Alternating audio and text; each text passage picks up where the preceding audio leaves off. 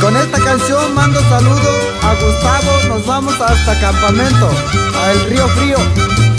Y puro bendición muy rárica.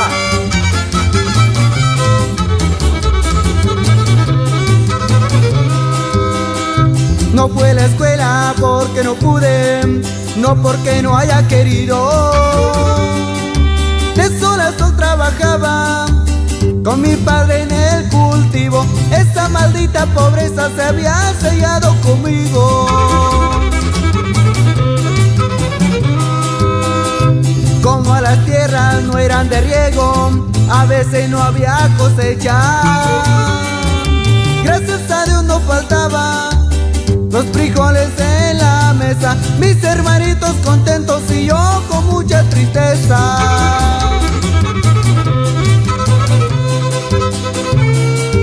Con envidia de la buena yo miraba a mis amigos vistiendo ropa de marca y botas de cocodrilo, yo con guaraches de llanta y pantalones rompidos.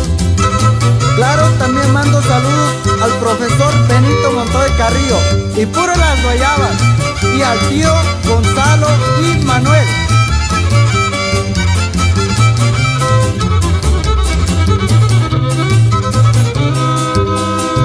Ahora las cosas cambiaron mucho, también yo he visto elegante.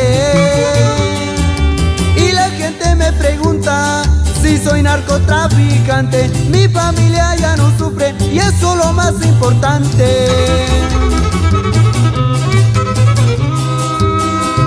Le doy de todo lo que no tuve y eso me pone contento. Los números me confunden porque soy analfabeto, pero con billetes verdes mi título es de maestro.